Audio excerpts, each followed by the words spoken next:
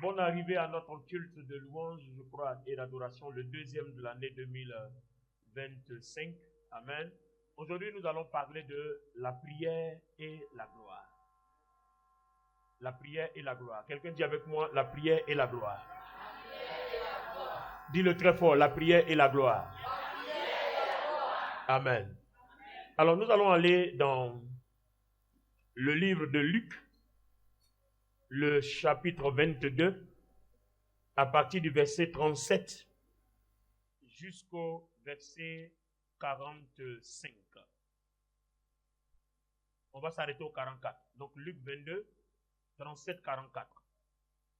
La version Bible du Semeur. Alors, car il est écrit, il a été mis au nombre des criminels, et cette parole doit s'accomplir pour moi. Car tout ce qui a été écrit de moi va s'accomplir. Le verset 39. Alors il sortit et se dirigea comme d'habitude vers le mont des Oliviers. Ses disciples s'y rendirent aussi avec lui. Quand il fut arrivé, il leur dit, priez pour ne pas céder à la tentation. Puis, il se retira à la distance d'un jet de pierre, se mit à genoux et pria ainsi, ô Père, si tu le veux, écarte de moi cette coupe. Toutefois, que ta volonté soit faite et non la mienne. Un ange venu du ciel lui apparut et le fortifia. L'angoisse le saisit. Sa prière se fit de plus en plus pressante. Sa sueur devint comme des gouttes de sang qui tombaient à terre. Est-ce qu'on peut acclamer la parole du Seigneur?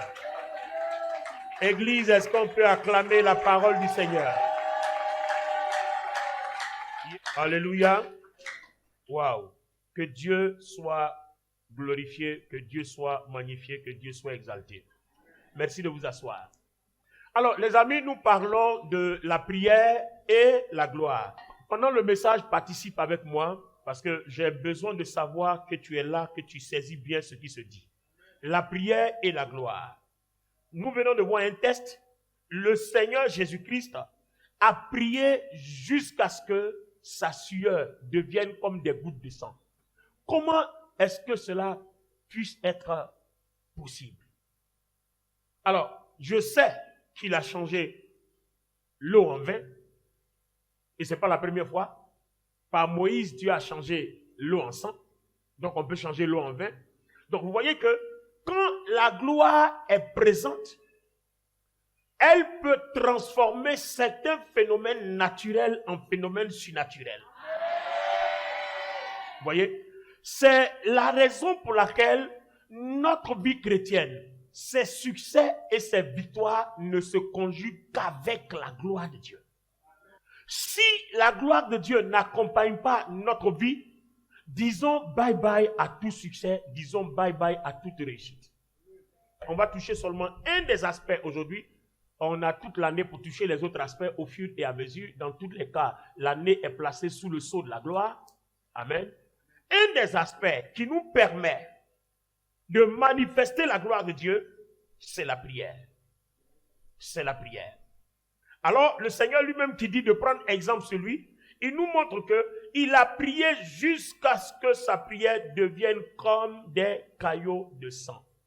Alors, je vous envoie encore quelque part dans un autre passage. Je crois dans Matthieu le chapitre 17, je crois bien, si je ne me trompe pas. Dans Matthieu le chapitre 17, le Seigneur Jésus-Christ a fait une expérience de transfiguration où il a prié. Prenez avec moi Matthieu chapitre 17, verset 2. Alors, il fut transfiguré devant eux, son visage resplendit comme le soleil et ses vêtements devinrent blancs comme la lumière. Et tout ça, c'est dans la prière que tous ces événements-là se sont produits. Or, nous, qu'est-ce que nous faisons? Pourquoi est-ce que nos prières ne sont pas aussi assez efficaces pour atteindre de telles dimensions? C'est la question qu'on va se poser d'abord. Si par la prière, de tels phénomènes de gloire peuvent se produire dans nos vies, alors qu'est-ce que nous attendons pour les expérimenter? Une analyse s'impose. Et on va aller dans Jacques, le chapitre 4, le verset 3. Jacques 4, 3 dit, quand vous priez, vous demandez, vous ne recevez pas. Pourquoi? Il dit vous demandez mal. Ça fait une première chose. Et deuxièmement, il dit vous demandez pour satisfaire vos passions. Donc, il y a deux choses qui font que la gloire de Dieu ne peut pas se manifester dans nos prières pour la simple raison qu'il y a la mauvaise façon de prier et puis il y a la mauvaise intention que nous avons quand nous venons dans la présence de Dieu, celle de satisfaire nos intérêts. Donc, on réalise que toutes les fois que nous venons devant Dieu, et puis nos demandes sont focalisées sur notre personne, sur notre bien-être, sur tout ce qu'il faut, Dieu ne regarde pas. Alors, pourquoi Dieu ne regarde pas? Il dit, vous n'avez pas besoin, au verset 7 de Matthieu 6, vous n'avez pas besoin de multiplier de vaines paroles. Ne pensez pas que c'est parce que vous parlez beaucoup que la gloire de Dieu va se manifester ou que Dieu va vous exaucer. Non. Votre Père céleste qui est dans les cieux, il sait de quoi vous avez besoin avant même que vous venez vous mettre en prière. Ça veut dire que Dieu qui prend soin de nous, il sait ce qu'il nous faut. Donc, il a besoin seulement qu'on vienne lui demander ce qu'il exige de nous pour que lui nous donne ce qu'il nous faut. Donc, celui qui saura prier en 2025 aura de grands rendez-vous avec la gloire de Dieu. Parce que c'est la gloire de Dieu qui occasionne les grandes rencontres de notre vie. Pourquoi Dieu ne veut pas qu'on lui demande des choses pour nos passions? Parce que Dieu a un plan pour notre vie. Qu'est-ce qu'il nous dit, Jérémie? Il dit, je connais les projets que j'ai pour vous. Je connais les plans que j'ai pour vous. Je connais le programme que j'ai pour vous. Programme de paix, de bonheur et non de malheur. Afin que vous ayez un avenir et de l'espérance. Donc toi, ton avenir sur la terre là, ne dépend pas de ce que tu demandes à Dieu, mais ça dépend de ce que Dieu a déjà programmé pour toi. Attends, c'est clair ou c'est pas clair? Donc il dit, il veut que tu saches lui demander pour que cet avenir là soit en marche. Aussi simplement. Et par la grâce de Dieu, c'est des choses que Dieu nous a fait la grâce de comprendre. Attends, moi aussi j'ai souffert comme vous. Hein. Même étant pasteur, j'ai fait des heures, des jeûnes de prière, et puis je n'ai pas été exaucé. J'ai été frustré. Souvent même déçu. Il y a eu des dimanches où je n'ai plus eu envie de venir prêcher parce que je ne comprends pas pourquoi ce que je prêche là, je ne vois pas dans ma vie. Ça m'est arrivé, j'ai passé aussi des crises, j'ai eu mes moments de crise avec Dieu. Parce que je ne comprends pas pourquoi je prêche tout ça, je fais tout, je jeûne. Combien de fois je n'ai pas fait 40 jours de jeûne? Il y a à peine 2 ans où je me suis révolté. Parce que, bon, on nous enseignait que quand vous jeûnez, Dieu se manifeste. Donc, je me suis révolté. Je dis, je vais jeûner. C'était la deuxième fois que je faisais ce genre de jeûne-là. La première fois, je faisais un jeûne de 7 jours sans manger, sans boire. J'ai commencé dimanche nuit. Je me suis descendu samedi matin, le 6e jour. Et la deuxième fois que je devais descendre, j'ai dit, c'est parce que je suis descendu 6e jour que ça n'a pas pris, que les choses n'ont pas marché. Cette fois-ci-là, j'ai fait les 7 jours. Sur 7. Dieu a 7 esprits. Vous voyez la façon des religieux là, non? Comme Dieu a 7 esprits, si je fais les 7 jours, 7 sur 7, Dieu va se glorifier. J'ai commencé mon jeûne dimanche à minuit. Sans manger, sans boire. À 50 combien d'années? Je n'ai même pas eu peur de mes reins. Je n'ai même pas eu peur de mon cœur qui peut manquer d'eau et puis s'arrêter. Je n'ai même pas eu peur. J'étais tellement révolté, tellement je veux voir Dieu. Et le premier jour, j'ai jeûné qu'à dimanche. Le samedi, je dis, je suis arrêté, puis je vois comme ça, la tête tourne autour de moi, ça défile. On dirait qu'on est en train de m'arracher quelque chose sous mes pieds. Je suis là, je suis couché, et puis tout tourne comme ça. Ma respiration fait... Et puis je dis, aujourd'hui là, je n'arrête pas. Si je dois mourir, je n'ai qu'à mourir. De toute façon, je ne meurs pas, et puis je ne vois pas. Donc il faut que je meure, puis tout est fini, non? Donc aujourd'hui, on est dedans. Je vous assure, hein, c'était ma mentalité. J'ai dit, aujourd'hui là, ça va finir, je ne meurs pas. Si je dois mourir, que je meure. Ma respiration monte, vous. Et puis je suis là. Je regarde mon téléphone. Est-ce que je dois appeler quelqu'un? Est-ce que je dois continuer? Parce que j'étais seul. Et je continue la prière. Après, j'ai vu cette tempête-là est passée. Parce qu'en fait, le corps était en train de vivre quelque chose d'inhabituel. Donc du coup, mon cœur battait mal. Mais j'ai dit aujourd'hui là, si au moins je meurs dans la présence de Dieu, je suis sûr que je suis sauvé. Aïe, 7 jours sans manger, sans boire, puis tu es mort le 6e jour. Mais tu te mets au paradis direct, au moins je suis sauvé. Donc ça là, ça fait que j'étais fortifié, je n'ai pas eu peur. Et j'ai traversé le 7e jour. Et j'ai commencé à glorifier Dieu. Et comme je devais aller prêcher à l'église, dans ça là, hein, j'ai coupé le jeûne à midi. Et je suis allé prêcher. J'ai fini de prêcher. Et quand c'est comme ça, tu ne peux pas manger. Et c'est vers le soir, je prenais, parce que tout ce que je prenais était liquide. Et j'ai passé au moins 7 jours à prendre des choses liquides avant que mon estomac s'habitue à prendre les choses. Parce qu'à partir du 6e jour, tu ne sens plus le sel. Donc quand j'ai fini le jeûne le 7e jour, on met le sel dans la nourriture, je ne sens pas. C'est-à-dire qu'il faut mettre beaucoup, tu ne sens plus le sel, tu ne sens plus le sucre. C'est-à-dire le corps est devenu comme un esprit. Donc tu ne sens plus les choses matérielles. Et pourtant quand je suis sorti les amis, je n'ai pas expérimenté ce que je voulais expérimenter. Parce que j'ai privé mon corps de nourriture et d'eau. Mais comment j'ai demandé à Dieu? J'ai demandé mal. Comment j'ai demandé à Dieu pour satisfaire mes passions? Quelle prière je n'ai pas faite? Hey, il fallait me voir. J'ai dit aujourd'hui 7 jours sans manger, sans boire, si et sort. Mais non, c'est gâté. J'ai demandé, j'ai fait ma liste. Comme on fait d'habitude là, j'ai fait ma liste. Je vais demander ça. Après, demande ça. Après, demande ça. Après, demande ça. J'ai fini. Quand j'ai fini le jeûne, une semaine passe. 2 semaines passent. 3 semaines passent. 1 mois passe. 2 mois passent. J'ai dit, Seigneur.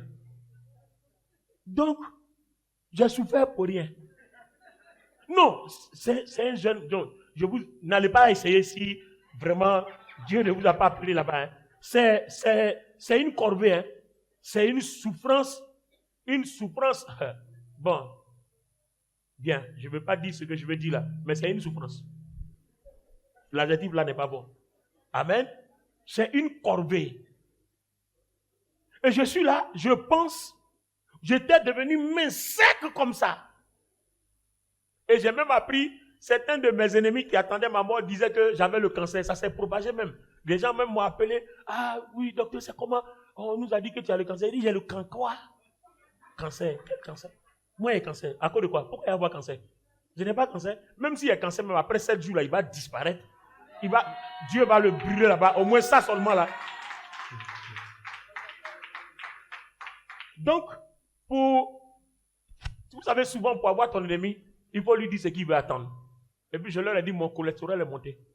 J'ai le cholestérol. Donc, le docteur m'a mis sous régime. Donc, ils étaient contents. Il va mourir beaucoup. Il fait l'hypertension. Moi seul, je sais ce que j'ai fait. Parce que si je dis à l'ennemi que j'ai fait un jeûne de 7 jours, il sait que quand on sort là, on est puissant, l'ennemi va aller se préparer. Donc, je leur ai dit, non, c'est le cholestérol qui est monté. Donc, il faut aller répandre le cholestérol. Et puis, effectivement, ça s'est répandu. Hein. Non, il a le cholestérol. De tout. Il dit, non, l'homme. J'ai dit l'homme. C'est pour ça que souvent, j'ai dit souvent, hein, quand tu entends les informations sur les gens là, il faut venir à la source. Hein, parce que souvent, on peut te donner ce que tu as envie d'entendre. Parce que moi, je ne sais pas pourquoi toi, tu ne penses pas à ta vie, et puis c'est ma vie que tu veux penser. Moi, il y a cancer. Il y a te dit, il y a cholestérol. Il faut envoyer ça où tu veux envoyer. Et c'est ce qu'ils ont envoyé. Donc, ils ont envoyé cholestérol. Moi, je suis resté dans mon jeûne. Voilà. Donc, pendant que l'ennemi est en train de chercher à gauche, moi, je suis dans une autre dimension. Alors, les amis, la frustration dans laquelle je suis rentré a fait que j'ai réfléchi. Et puis, j'ai pris un autre moment. J'ai dit, cette fois-ci, je m'en vais demander à Dieu ce qui ne va pas. C'est pendant cette prière-là que le Seigneur me dit, c'est la mauvaise façon de prier. Alors que tout le temps là, j'ai enseigné sur la prière, j'ai enseigné sur le jeûne, j'ai enseigné tout ça. C'est la mauvaise façon de prier. Et puis tout ce que tu as demandé là, je ne suis même pas dedans. Tout ce que tu as demandé pour toi et tout ça, c'est pas pour ça que je t'ai envoyé sur la terre. Et donc j'ai changé. Ah ben oui, je suis en train de te dire quelque chose qui s'est passé dans ma propre vie. C'est-à-dire je ne rencontre pas le témoignage de quelqu'un. Je raconte ce que moi-même j'ai vécu pour que tu comprennes que c'est tellement vrai. Donc il a fallu que je reprenne encore un autre 10 jours de jeûne. Cette fois-ci pour aller demander à Dieu à apprendre à prier et apprendre à faire les choses bien. Parce que je priais mal, je demandais pour ma propre convoitise. Donc je suis allé me priver de 10 jours sans manger pour que Dieu m'enseigne maintenant ce qu'on doit faire. Et c'est comme ça que la révélation que je t'enseigne maintenant est arrivée.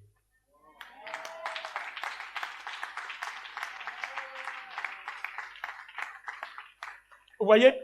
Alors, dans Matthieu le chapitre 6, à partir du verset 9, le Seigneur Jésus dit, quand vous priez, dites, vous voyez, dites, notre Père qui est aux cieux, ça fait 1.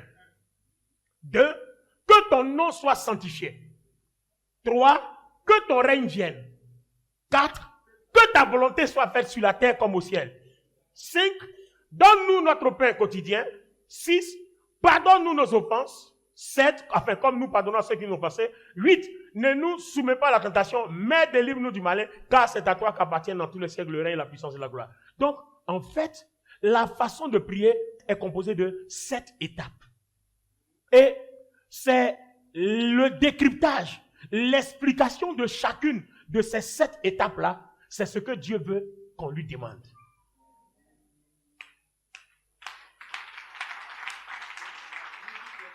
Vous comprenez?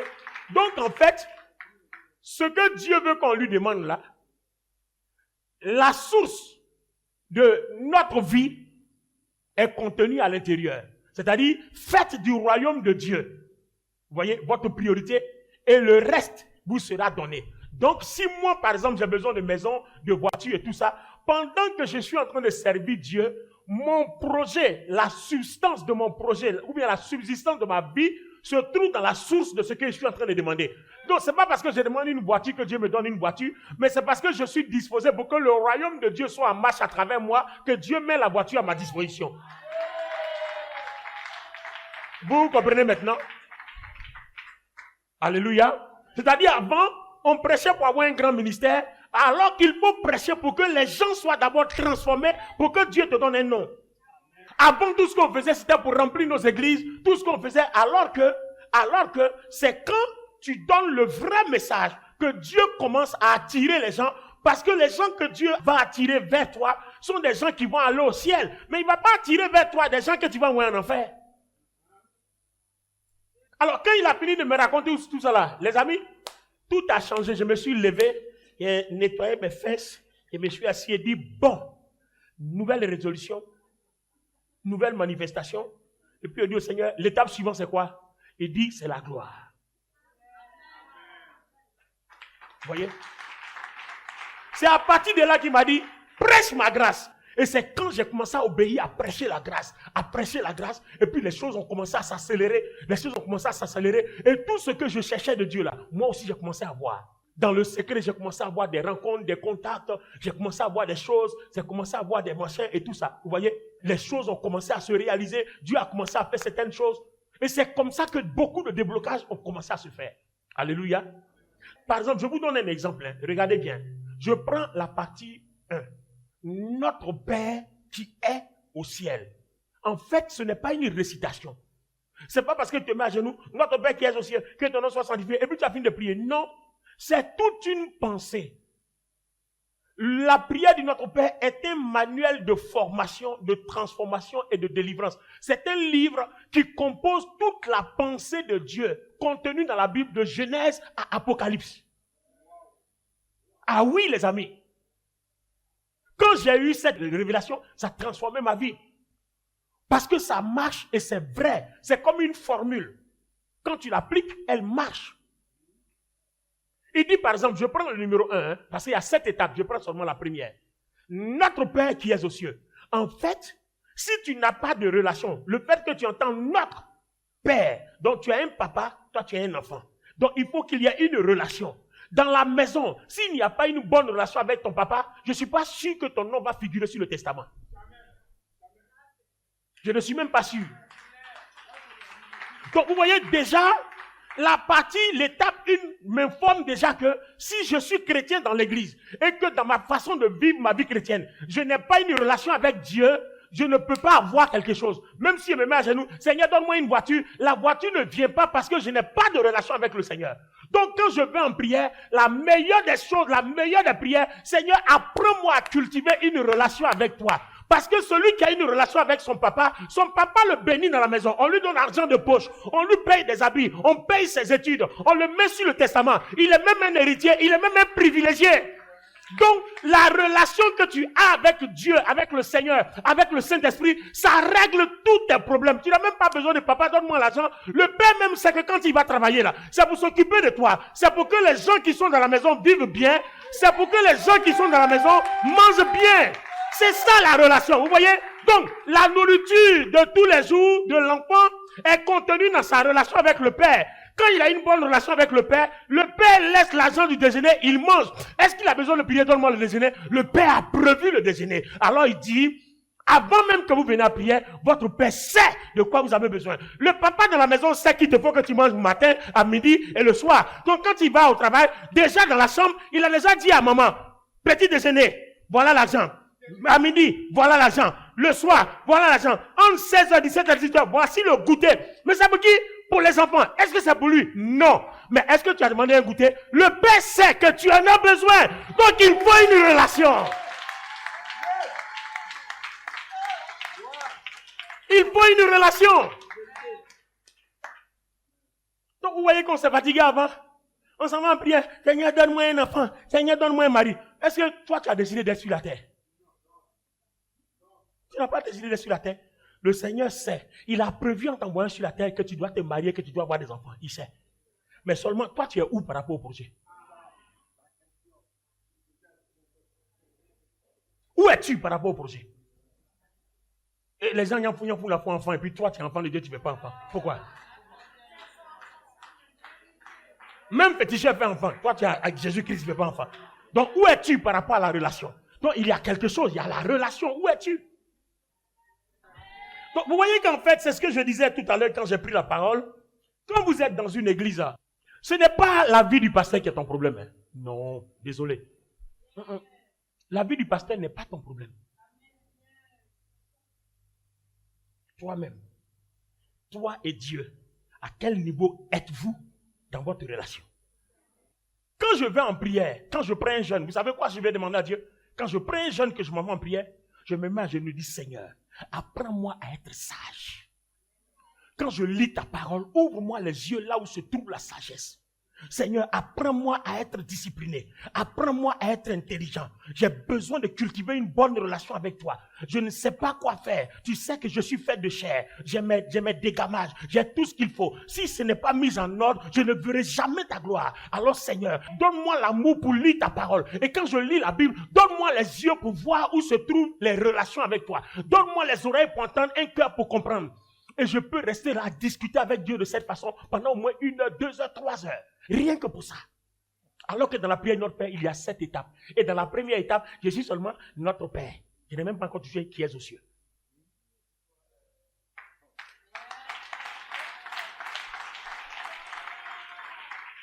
Donc, vous voyez pourquoi on n'expérimentait jamais la gloire. Sinon, la gloire là, elle est en nous. Mais on ne l'expérimente pas. C'est-à-dire, nous avons quelque chose qui est endormi. C'est comme une bombe qu'on a lancée qui n'a pas explosé. Et puis c'est resté enfoui dans le sol. C'est endormi. Il faut qu'on aille réveiller pour que l'explosion se fasse. Il faut réveiller. Donc on ne voit pas parce qu'on prie mal. Regardez le Seigneur Jésus, comment il s'est prié. Jusqu'à ce que des phénomènes de gloire commencent à se poser. La sueur qui sort de son corps est comme du sang. Il prie jusqu'à ce qu'il est transfiguré. La gloire descend sur lui. Et son visage est illuminé. L'aspect de sa robe change de couleur. Ça devient toute blanche. Waouh! La prière. Donc vous voyez qu'il ne suffit pas de prier. Il faut savoir prier. Et puis pour quelle intention tu es là? Pour quelle raison tu es là? Prenons maintenant le deuxième cas. On est dans notre Père. Hein? Là, la relation. Maintenant, notre Père, maintenant on dit, qui est aux cieux. Et quand on dit du est aux cieux, faisons un petit décryptage. Toi, tu es humain. Tu es sur la terre. Lui, il est au ciel.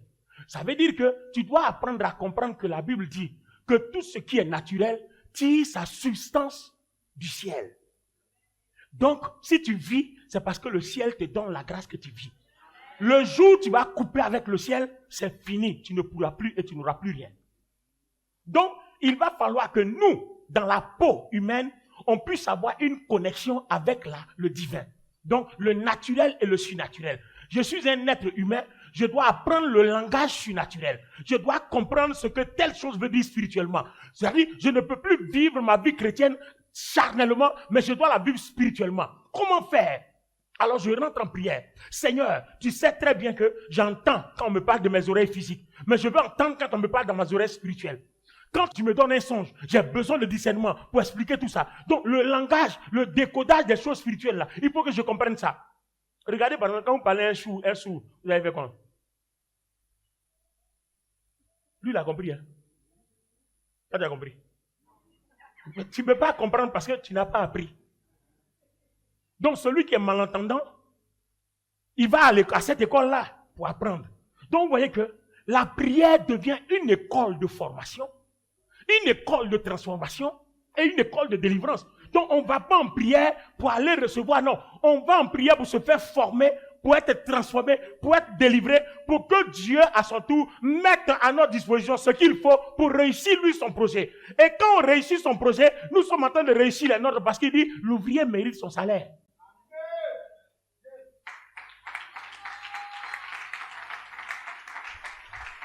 Si nous n'avons pas de relation, les amis, rien ne marchera. Vous voyez, on prie beaucoup, on reçoit peu. Et là, je n'ai même pas encore fini le décryptage de la partie 1 de notre Père, qui fait une partie qui est aux cieux.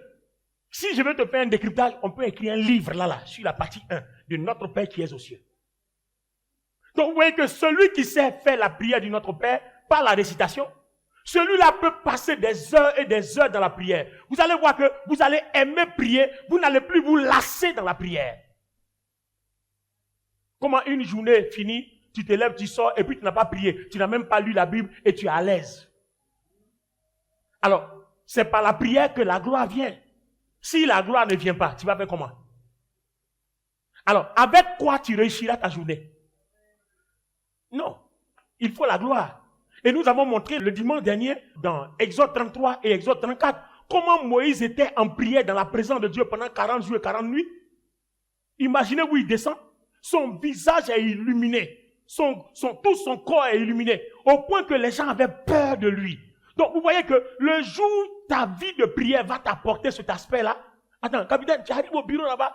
Ton patron me va dire, viens ici, on court là, fais comme ça, fais comme ça. Alors que tu ne dois pas poser question. Hein. Lui, parce qu'il est influencé. Ce qui est sur toi là, ça commence à avoir des impacts, des influences, ça commence à transformer, ça commence à créer un bouleversement. S'il ne t'aime pas, s'il a masqué des choses, ça commence à créer un chamboulement. Tout commence à se mélanger, tout commence à se façonner. Vous voyez, quand la gloire est sur toi, voilà le genre d'opération que Dieu fait. Donc vous ne pouvez pas passer votre journée sans la gloire, mais ça s'acquiert dans la prière. La première chose, c'est la prière. On va toucher d'autres choses. Comment la gloire vient? Par la prière, numéro 1. Et la prière, c'est quoi? Savoir prier, et puis prier pas pour nous, mais pour autre chose, pas pour Dieu. Alléluia. Alors, vous allez voir que dans le processus de ce que nous sommes en train d'apprendre, on va apprendre le décryptage de la prière. C'est-à-dire, on va prendre élément par élément. Aujourd'hui, j'ai essayé de vous faire semblant de décrypter un peu notre Père après qui est aux cieux. Vous voyez qu'en fait, ça n'a rien à voir avec ce que vous faisiez d'habitude. C'est toute une démarche, c'est toute une formation. La prière du Notre Père est tout un livre. Un livre en 7 étapes. Chaque étape est déjà un livre. Chaque étape est déjà suffisant pour prier. C'est pour ça que depuis que j'ai connu ça, quand je prie, maintenant j'entends la voix de Dieu claire. Je peux vous dire la vérité. Avant même en tant que pasteur, quand je priais, je luttais pour entendre la voix de Dieu. Pourquoi? Parce que je demande des choses qui n'intéressent pas Dieu. Donc Dieu n'est même pas invité dans ma prière. Mais depuis que je fais la prière du Notre Père, lui-même il s'invite parce que je commence à faire ce qui lui plaît. Donc il est présent. J'entends sa voix. Et ce qu'il me dit là, ça se réalise exactement tel que je l'ai entendu. Je n'ai plus de difficulté à souffrir pour entendre la voix de Dieu parce que les choses sont faites exactement telles. Il dit quand vous priez, dites. Donc si tu ne dis pas ça, mais quand il dit dites là, il n'a pas dit réciter. Dites notre Père qui est aux cieux. Quand je dis notre Père qui est aux cieux, papa, toi-même tu sais que je suis un dégameur. De toute façon, il est ment. Donc là, dans la maison là, tous ceux qui sont menteurs là, n'ont pas trop au petit déjeuner. Donc je comprends pourquoi depuis tu ne t'occupes pas de moi. Donc pardon. Là, pour régler mon mensonge. Moi-même là, je viens te dire qu'il ment. Non, est-ce que vous voyez la prière? En fait, c'est ça. Est-ce que vous voyez la prière? C'est ça. Moi-même là, je t'informe, hein, si tu ne fais rien, en tout cas, je suis un petit chien. Si tu n'as rien fait, il ne faut pas dire, si je ne suis pas sauvé, c'est qui est responsable. Tu as dit de venir te demander. Il dit demandez et vous recevez. Nous, on pensait qu'on demandait voiture, alors qu'en fait, je dois demander ma transformation pour que voiture arrive. Donc, transforme-moi. Et tu vas me transformer de quoi? Je suis impudique. Je me masturbe. Je fume drogue. Je suis alcoolique. Je ne peux pas. Toi-même, tu sais que je ne peux pas. Si tu n'as rien fait, je suis mort. Et puis tu rentres dans l'adoration. Tu rentres en adoration. Tu rentres en adoration. Tu chantes, tu pries. Tu chantes, tu pries. Tu chantes, tu pries. Seigneur, délivre-moi. Voici mon corps. Je te soumets ma chair. Délivre-moi. Voici mon défaut. Voici mon problème. Délivre-moi. Si tu ne fais rien, je ne peux pas. Je ne suis pas béni parce que je n'ai pas de relation. Dans la maison, là, tous ceux qui ne sont pas impudiques, là, ils ont à manger. Sauf moi seul. Donc, délivre-moi pour que je mange aussi. Les amis, voilà la prière. La prière, c'est pas donne-moi l'argent, donne-moi du travail, donne-moi ceci, non? Qui va te donner du travail? Quand tu es un enfant, tu es à la maison, tu es impoli, tu ne respectes pas ton papa, on te donne du travail. On te donne l'argent. Pourquoi? Hein? On dit, va payer du pain, tu ne vas pas. Et puis les autres viennent payer le pain, puis toi, tu viens t'asseoir, tu as mangé. Tu es dans la maison là-bas, ta maman dit, il faut préparer, tu ne prépares pas. Et puis tu es couché là-bas, tu dors. Et puis à midi, tu viens t'asseoir à la table. Maman, où est la nourriture là? Mais on va te gifler, on va t'engager bien. Où est la nourriture? Tu ne sais pas qu'on prépare avant d'avoir la nourriture. Donc vous voyez, quand vous ne faites rien dans la maison de ton papa, il ne faut pas attendre que ton papa vienne te donner la récompense. Donc nos bénédictions sont les récompenses, le fruit et le résultat de notre formation, de notre transformation et de notre délivrance. Toute bénédiction est le résultat de quelque chose. C'est pour ça qu'à l'église, tu dois chercher ta transformation. C'est la chose la plus importante. Cherche ta délivrance. C'est la chose la plus importante. Quelqu'un peut utiliser ton passé pour te poursuivre, c'est pas grave. Mais pendant qu'on parle de ton passé, aujourd'hui, ce n'est pas la même chose. Ben oui. Ce n'est pas la même chose aujourd'hui. Parce que la fin de toute chose vaut mieux que son commencement. Moi, j'ai pris des jours de jeûne de prière devant Dieu. Je me suis repenti pour les faux messages que j'ai prêchés. Parce qu'aujourd'hui, là où je suis, avec tout ce que je sais, il y a certains de mes messages que je n'écoute plus. J'ai même effacé certains des réseaux sociaux parce que ce n'était pas bon pour le corps de Christ. Je vous le dis humblement. Sans faux fuyant. Au contraire, par cette repentance-là, Dieu va me pardonner, va me bénir. Alléluia. Ben oui. Il y a certains messages qui n'étaient pas bons parce qu'on n'a pas enseigné la bonne manière aux chrétiens d'hériter des merveilles que Dieu a mises à notre disposition. Mais aujourd'hui, si tu écoutes mon message, tu es à la bonne place. Ça, je peux te le garantir. Si tu écoutes mon message aujourd'hui, tu es à la bonne place, je peux te le garantir. C'est là aussi que j'ai compris qu'en fait, la formation d'un pasteur avant de le mettre sur le terrain doit être privilégiée. On ne peut pas jeter les gens comme ça sur le terrain. On ne peut pas jeter les gens comme ça sur le terrain. C'est un suicide. Je parlais avec un pasteur dans la semaine qui m'informait que Dieu lui a fait une révélation. Il a vu plusieurs pasteurs qui sont en enfer à cause de leur prédication, qui n'étaient pas bonnes. Plusieurs pasteurs en enfer à cause des prédications qui ne sont pas bonnes. C'est-à-dire, quand tu as balancé quelque chose, que les fidèles prennent, ils s'en vont avec. Mais c'est à cause de toi qu'ils sont déformés. C'est à cause de toi qu'ils n'ont pas eu le ciel. Donc, toute leur malédiction tombe sur toi. C'est pour ça qu'il ne faut pas être pressé pour prêcher. C'est dangereux. Attends, avis aux prédicateurs. C'est pour ça que j'ai dit maintenant, dans cette église, le message que je prêche, c'est ce que les pasteurs relaient. Un pasteur ne prêche pas autre chose. Ce que je prêche là, c'est dedans. Dieu me donne une direction, tout le monde prend ça et puis on prêche. Pour ne pas que dans l'église que je dirige là, il y ait des messages bizarres à contre-courant et puis des messages contradictoires. Non. Par exemple, là, je suis dans la prière. Tous les pasteurs sont dans la prière. Tout le monde est dans la prière. Le jour où je change, tout le monde change. Et on suit la direction de janvier jusqu'à décembre. Parce que Dieu donne une direction. Et puis tout le monde suivait Moïse. On s'en va. Quand Moïse s'arrête, tout le monde s'arrête. Quand Moïse parle, tout le monde parle. Vous voyez? Alors, regardons un peu. Si Moïse, qui sort de la présence de Dieu, la gloire de Dieu l'enveloppe. Jésus-Christ aussi sort de la présence de Dieu, la gloire de Dieu l'enveloppe. Et puis le Seigneur dit, si vous priez, la même chose va vous arriver. Alors, les amis, donc, on va apprendre à prier et on va prier pour ne pas satisfaire nos convoitises. Parce que les éléments qu'on doit demander dans la prière, là, c'est ce que Dieu a dit. Il dit, si vous priez, demandez une bonne relation avec moi. Et vous serez bénis dans la maison. Si vous priez, demandez la compréhension et la connaissance des choses spirituelles. Notre Père qui est aux cieux.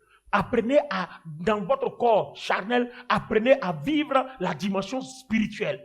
À penser, à voir. Ça, c'est quoi? La foi. Ne marchez plus par votre chair, mais marchez par la foi. La dimension spirituelle des choses. Oh, c'est quoi? C'est la connaissance des choses célestes. Affectionnez-vous aux choses d'en haut et non à celles qui sont sur la terre. Donc, pendant que tu es sur la terre, on te demande de t'affectionner aux choses qui sont en haut. Alors, les amis, est-ce que vous comprenez un peu? Ça veut dire que quand je vais dans la prière, Dieu veut que je demande à apprendre à entendre sa voix. Dieu veut que je demande à apprendre à comprendre les Écritures. Parce que si tu comprends les Écritures te montreront où se trouve la gloire de Dieu. Alléluia.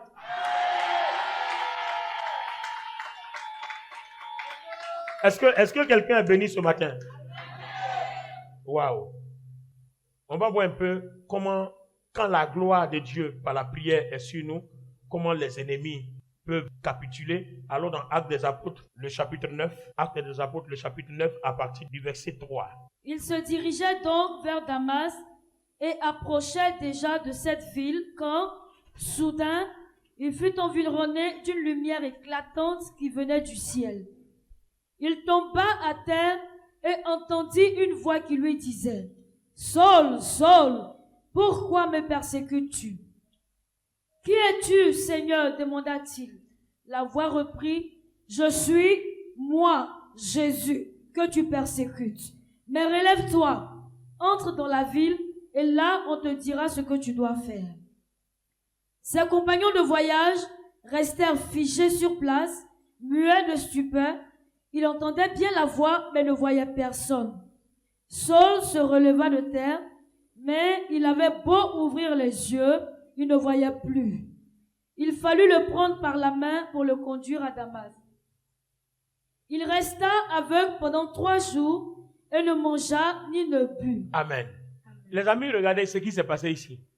Saul de Tarse, qui avait reçu des lettres de créance de la part des principaux dirigeants de Jérusalem, et il venait fraîchement de tuer Étienne. Ils veulent arrêter le mouvement de Jésus-Christ. Ceux qui prêchaient au nom du Seigneur, il fallait les arrêter. Regardez ce qui va se passer.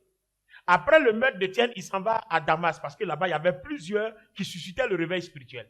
Alors, comment Dieu va arrêter Paul pour que le massacre s'arrête? C'est la gloire. La gloire est quittée au ciel, a frappé Paul, l'a rendu aveugle.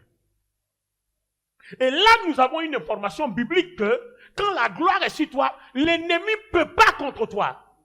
Donc, vous voyez le verset dans la Bible qui dit, si Dieu avec moi est avec moi, qui peut contre moi? Vous voyez, on récite.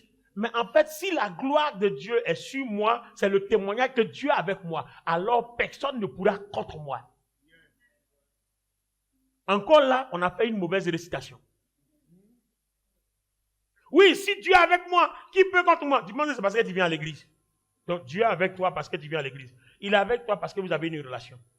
Il est avec toi parce que tu as la foi. Tu sais opérer dans le surnaturel. Il est avec toi parce que notre Père qui est aux cieux, que ton nom soit sanctifié. La version parole de vie dit, fasse que ton nom se fasse connaître, que ton nom soit connu. Or, son nom soit connu, c'est par toi. Donc, tu n'es même pas un instrument disposé pour que son nom soit connu. Et puis tu dis, si Dieu est moi, non, c'est de la récitation. Donc, tu vois que toute cette distraction-là, j'ai fait aussi avant. J'ai récité comme ça avant. J'étais pasteur, puis je me battais dans les rêves avec les gens. Mais aujourd'hui, là, qui apparaît dans mon rêve encore? Il y a 2 jours, je rêvais, quelqu'un est venu m'attaquer. La personne a pris un disque, vous voyez les disques qu'on prend, qu'on roule comme ça là. Vous avez vu les disques que les gens lancent là, non? Je ne sais pas ce qui s'est passé, je me suis retrouvé dans une pièce, et puis cette personne a attaqué quelqu'un. Et je voulais défendre la personne. Donc la personne là, c'est que si le disque là, la frappe, le disque là te transperce, puisque ça roule, donc ça te déchire.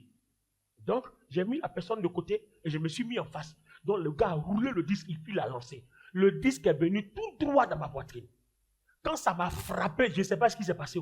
Au lieu de me découper, ça a rebondi et puis c'est parti sur le genou. Et je suis maintenant pour aller se cacher pour ne pas que le disque là le découpe. Je ne sais pas si, comme s'il y avait un ressort ou quelque chose au niveau de ma poitrine, mais quand ça frappait là, ça a rebondi et puis c'est reparti sur lui. La personne allait se coucher maintenant en bas des chaises là pour échapper que le disque là vienne frapper. Donc, je me suis arrêté, je voulais terminer, puis je me suis réveillé. J'ai dit, oh Seigneur, il fallait me laisser le film. J'ai fini le film là avant de me réveiller. Hein? Fallait laisser, j'ai terminé le film là, l'épisode là, le feuilleton là avant de me réveiller. Amen. Bon, comme il veut que je prie pour mes ennemis aussi, il ne veut pas qu'il tue les gens. Donc, amen. Sinon, j'ai dit non. De toute façon, il a foncé sur lui là. Quand il allait se cacher, ça dit, je voulais prendre le disque là même là, et puis sur place là, même couper sa tête. Et puis en même temps, je me suis réveillé. Non, et Dieu, tu es bon, hein. Tu es bon. Il allait assassiner quelqu'un en rêve là. Alléluia. Donc vous voyez que quand la gloire de Dieu est sur vous, c'est comme un bouclier. Tout ce qui vient de négatif contre vous est renversé. Même si on fait des faux coups derrière vous, vous ne serez pas au courant. Hein? Au dernier moment, Dieu va renverser son victoire pour vous. Il est arrivé un événement dans ma vie, et puis quelqu'un me disait, mais voilà ce qui se passe, tu ne fais rien. Il dit, mais pourquoi tu veux qu'il fasse quelque chose? S'il fait quelque chose, c'est que la gloire de Dieu n'est pas avec moi. Parce que quand la gloire de Dieu est avec vous, vous avez envie de voir Dieu vous défendre pour que vous ayez le témoignage que c'est Dieu qui marche avec vous. Ben oui, parce que si tu agis par toi-même, à un moment donné, le diable va te dire c'est parce que tu as travaillé. Dieu n'a rien fait pour toi. Mais quand tu es là et puis tu remets tout entre les mains du Seigneur et puis tu vois Dieu opérer, ça augmente ta foi. Parce que tu vois Dieu à l'œuvre. Je veux voir Dieu à l'œuvre. Je veux voir Dieu, mon roi. Je veux voir Dieu à l'œuvre. Je veux voir Dieu, mon roi. Laisse Dieu glorifier son nom. Si Dieu est avec toi là, c'est pas toi qui vas parler. Je me souviens à l'époque de Gédéon. Les gens voulaient arrêter Gédéon parce que Gédéon a abattu la statue de Baal. Son papa a dit aux gens, mais attends, Baal là, vous n'avez pas dit qu'il est Dieu. Bon, où était sa gloire quand on abattait sa statue? Baal aurait dû dire, celui qui touche à ma statue, je le tue. Mais Baal n'a rien dit. On a abattu sa statue. Donc, laissez Baal va se défendre. Donc, c'est là que le nom Jérubbaal est venu. Pour montrer que celui qui a défié Baal et puis il n'y a rien derrière. Il a abattu la statue de Baal. Il a abattu le pieu sacré. Et puis il n'y a rien. Baal n'a pas pu parler parce qu'en réalité, Baal n'est pas Dieu. Baal n'a pas de gloire. Mais notre Dieu a une gloire.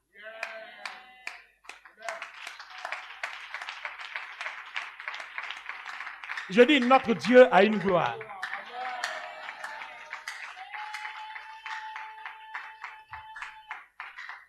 Si vous savez manifester cette gloire que nous transportons en raison de notre union avec le Christ, parce que la gloire, elle n'est pas ailleurs, hein, elle est déjà en nous. Donc, nous sommes unis au Christ, nous avons cette gloire. Mais nous la transportons, à nous de la réveiller. Et la première des voies, c'est quoi? La prière. C'est la prière. Vous devez apprendre à prier, à parler à Dieu, à prier jusqu'à ce que vous sentez que la gloire de Dieu qui est en vous est sortie de vous. Qu'elle touche votre corps, qu'elle touche votre chair. Vous devez sentir ça. Si vous priez que vous ne sentez pas ça, posez-vous des questions. Nous allons prier avec la première étape de notre Père. Alléluia. Alors, écoutons le modèle de prière du Seigneur dans Jean, le chapitre 17. Après avoir ainsi parlé, Jésus leva les yeux au ciel et dit, Père, l'heure est venue. Fais éclater la gloire de ton Fils, pour qu'à son tour, le Fils fasse éclater ta gloire. En effet, tu lui as donné autorité sur l'humanité entière, afin qu'il donne la vie éternelle à tous ceux que tu lui as donnés. Or, la vie éternelle consiste à te connaître, toi, le Dieu unique et véritable, et celui que tu as envoyé, Jésus-Christ. J'ai fait connaître ta gloire sur la terre, en accomplissant l'œuvre que tu m'avais confiée. Et maintenant, Père, revêt-moi de gloire en ta présence, donne-moi cette gloire que j'avais déjà auprès de toi avant les origines du monde. Je t'ai fait connaître aux hommes que tu as pris du monde pour me les donner.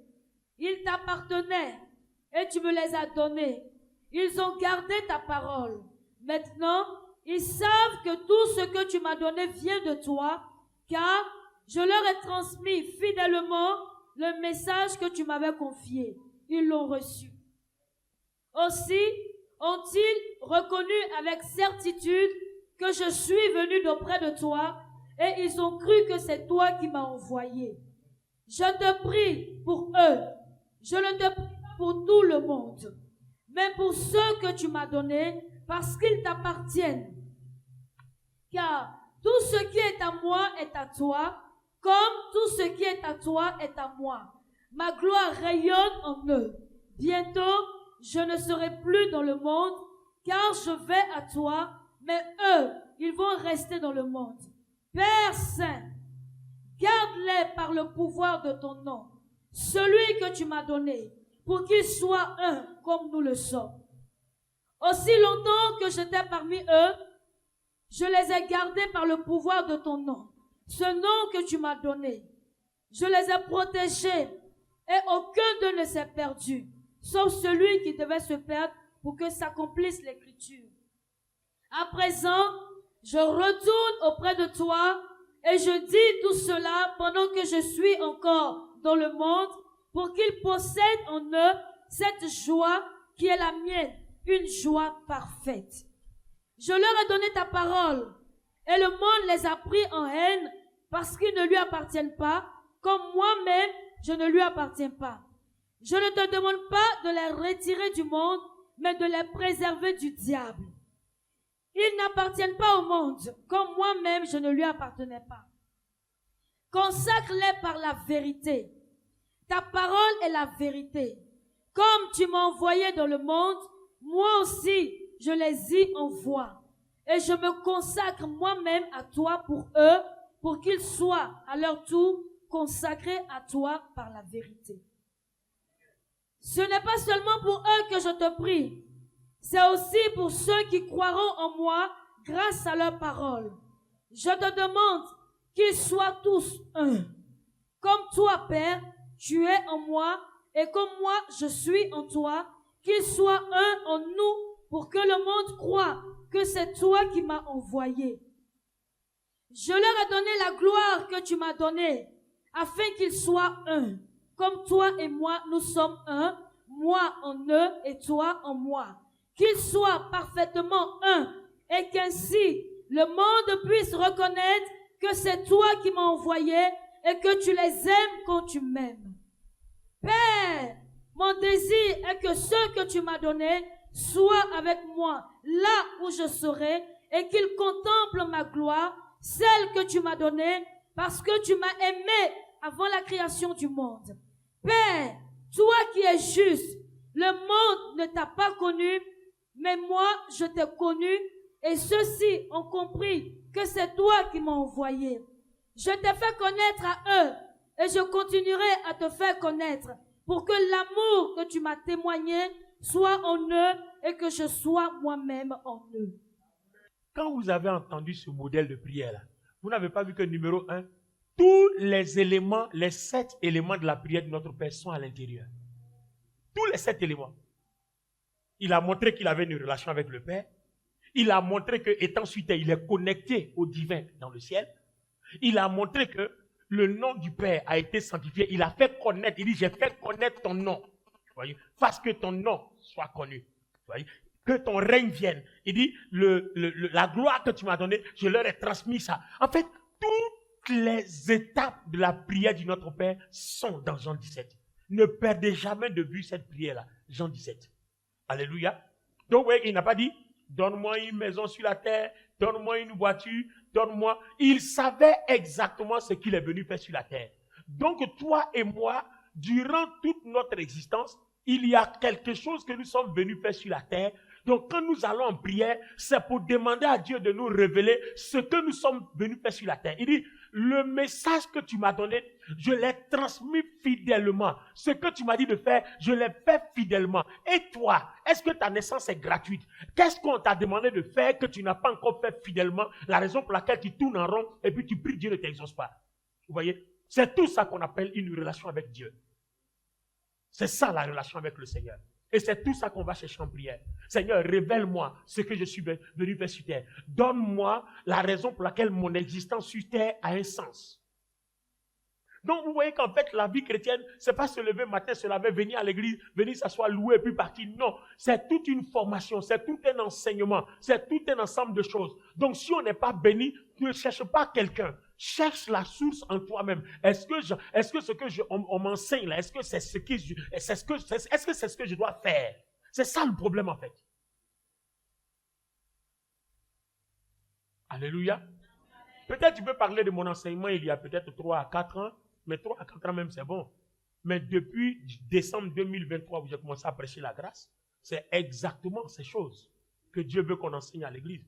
Et depuis ce jour-là, ma vie n'a plus suivi le même cap jusqu'aujourd'hui. Tout a été changé, tout a été transformé. Il y a des choses merveilleuses et glorieuses qui s'opèrent. On ne raconte pas tout. Alléluia. Et il y a une sœur qui est en contact, qui est en Suisse, qui est en contact avec moi, avec laquelle je partage des enseignements. Mais aujourd'hui, elle te rend des témoignages pas possibles.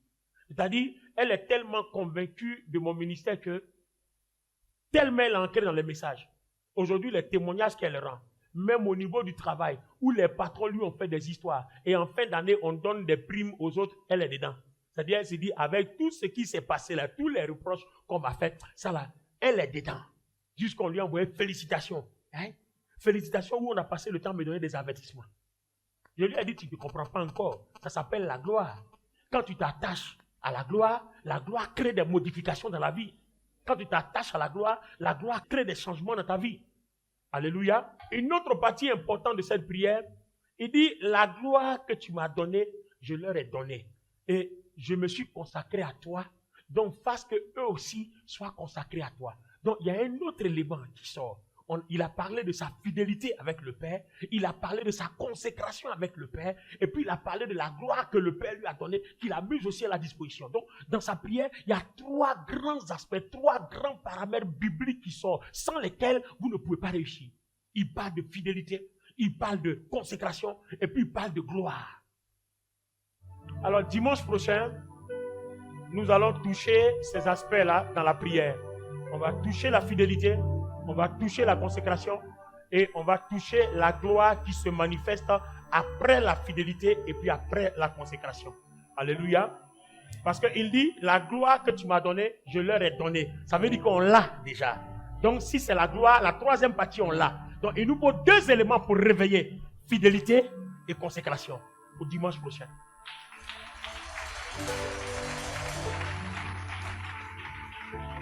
Dieu, tu es bon.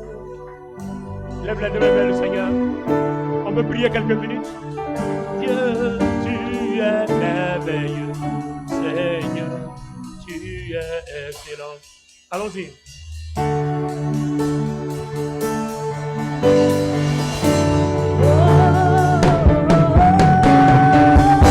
Est-ce que tu peux chanter avec nous ensemble?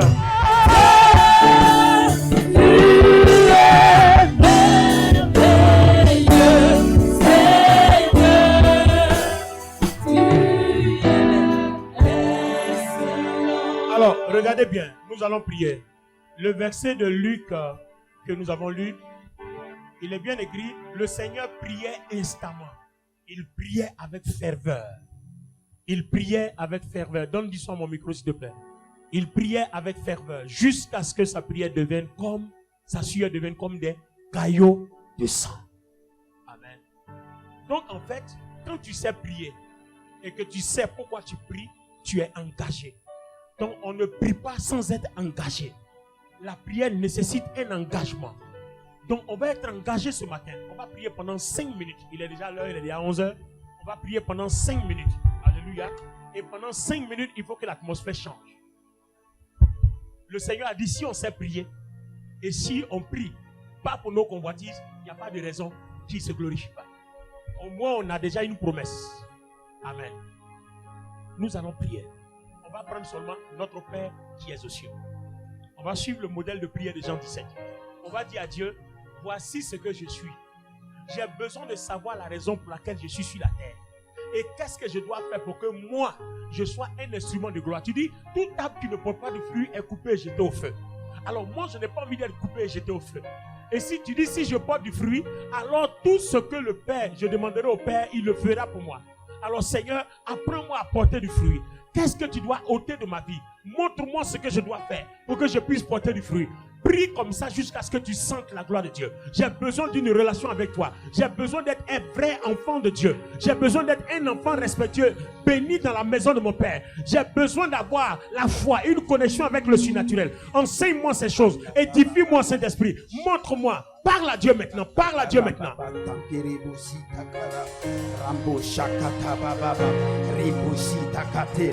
Donnez-nous du son pour ne pas qu'on entende les prières des gens. Prie. Parle au Seigneur. Sois engagé. Sois engagé. Sois engagé. Sois engagé. S'il vous plaît. Je me souviens à l'époque, quand on priait, une fois, j'ai donné un sujet de prière concernant le mariage. Mais j'ai vu comment les gens étaient déchaînés. Comment les gens étaient déchaînés. Vous voyez, vous avez l'impression que la prière, cette façon de prier là, vous n'avez pas votre intérêt dedans. Mais si vous ne passez pas par là aussi là, vous allez faire que de faux mariages. Vous allez avoir que de fausses relations. Parce que les bonnes choses ne viendront pas sur votre chemin. Alléluia. Amen. C'est comme ça.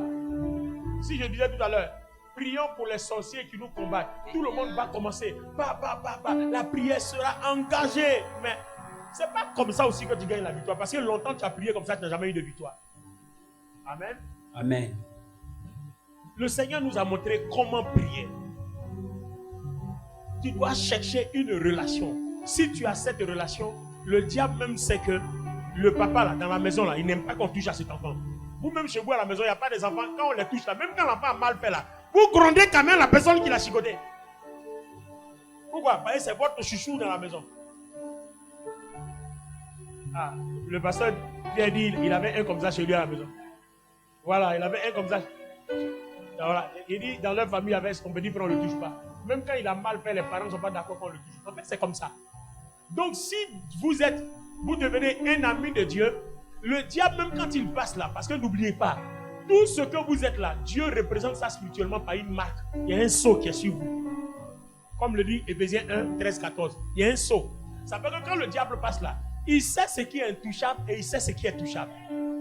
Non, ce n'est pas parce que tu as combattu le sorcier qui sera vaincu. Mais quand le sceau est sur toi là, lui-même il sait que s'il a touché à ta nourriture, il a eu problème avec le ciel. Notre Père qui est aux cieux.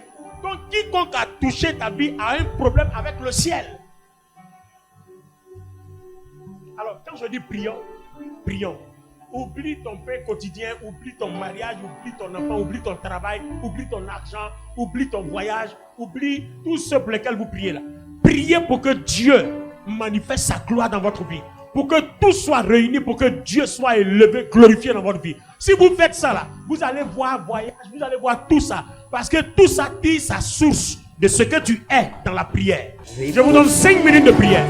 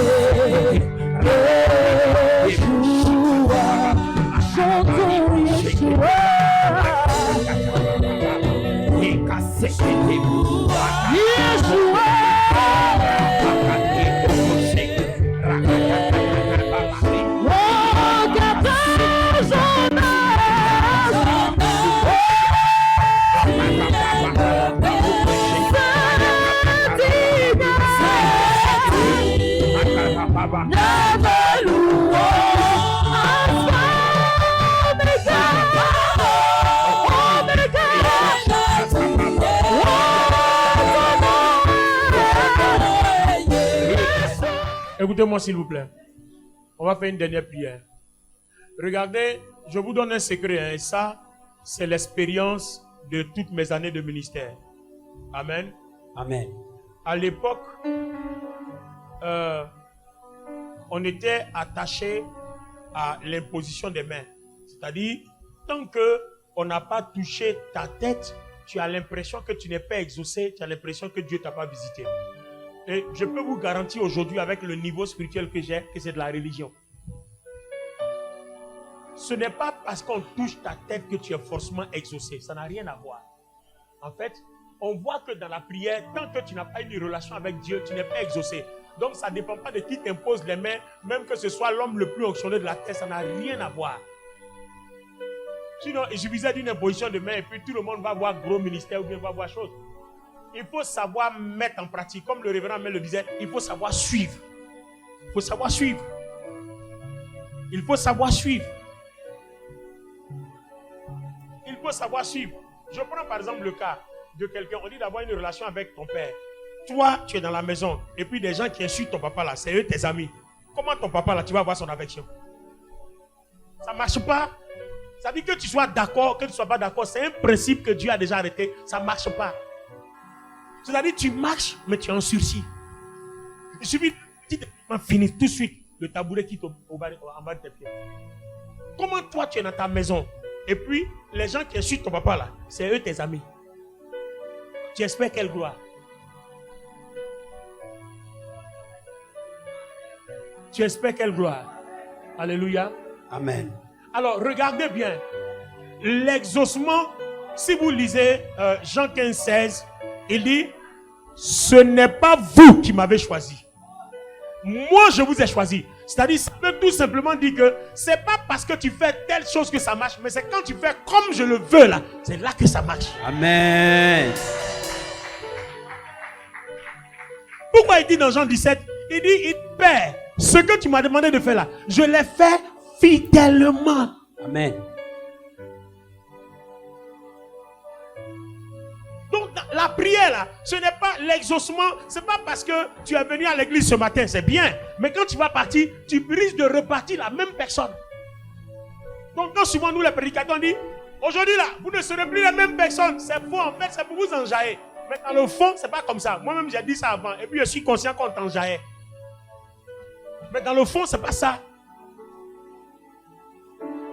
Ta relation, la façon dont tu prends les choses. Il dit, ce n'est pas vous qui m'avez envoyé.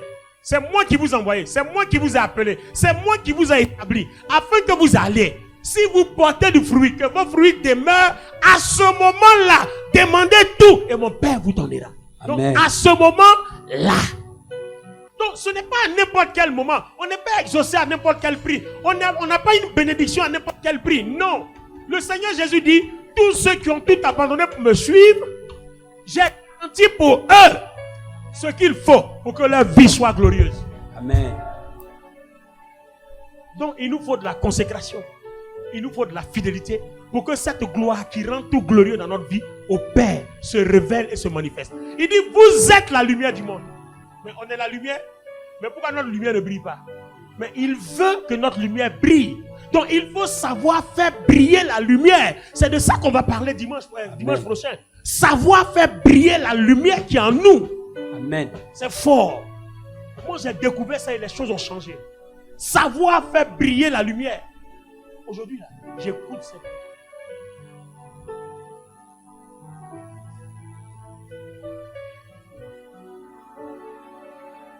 À cause du message. Alléluia. Amen. Non, je n'ai pas mis le micro, c'est pas pour tout le monde. C'est pour les pasteurs. Amen. Bon, celui qui a entendu à côté, c'est sa grâce. Gloire à Dieu. Alors on va prier. On va dire à Dieu, aujourd'hui là, qu'un cycle de transformation en vue de la fidélité et de la consécration à lui s'opère dans notre cœur pour que cela soit notre ligne de direction quant à notre vie chrétienne afin de voir la gloire de Dieu. Prions cette dernière prière-là et prenons Jésus comme le centre de tout. Il dit c'est moi mais pas vous. Donc faisons tout selon son modèle. Bien. Écoutez ceci. Merci Enoch. Écoutez ceci. Vous savez, la dernière fois c'était le 31. Et puis il y a un pasteur qui m'a posé la question. Ah mais papa, pourquoi maintenant là quand tu prêches, on ne voit plus la manifestation, la puissance du Saint-Esprit, les guérisons et les délivrances. Et puis il fait, il dit allons au bureau. Quand on allait au bureau, c'était un de mes fils qui était venu assister au programme. Et puis je lui ai dit, tu sais, il y a beaucoup de choses dont on n'en avait pas connaissance. La gloire de Dieu ne descend pas n'importe comment et elle ne se manifeste pas n'importe comment. Elle se manifeste dans un terrain bien préparé. Est-ce que vous savez souvent qu'il y a les manifestations, là, des fausses manifestations, des fausses onctions? Il y a des fausses manifestations. Quand la vraie gloire de Dieu te touche là, si tu tombes, tu te réveilles, tu n'es pas la même personne. Tu ne peux plus faire palabre à la sortie du culte là-bas. C'est pas possible. Je lui ai dit, quand je vais donner l'enseignement qu'il faut, quand je vais finir d'enseigner sur la prière, quand je vais finir d'enseigner sur la consécration, quand je vais finir d'enseigner sur la fidélité et la loyauté, quand je vais finir d'enseigner sur l'amour, que les gens vont comprendre qu'en fait, toutes ces choses-là, c'est parce que ça manque, que la gloire de Dieu n'arrive pas à un certain niveau, c'est-à-dire elle est limitée. Mais quand ça va arriver à ce niveau-là, vous allez voir, je serai même en train de parler et puis les paralytiques vont se lever, vont marcher. Pourquoi? Parce que les gens ont compris comment faire pour que la gloire opère. J'ai parlé simplement avec quelqu'un qui est en Suisse. Aujourd'hui, déblocage sur déblocage tous les jours. Hier, il m'a envoyé tonnes de messages comme ça pour me dire merci. Il dit non, c'est la gloire de Dieu. C'est parce qu'en fait, tu t'es disposé pour écouter ce que Dieu a dit. La vie chrétienne, il n'y a pas de secret, ce n'est pas la magie. Tu as compris la parole va prendre effet.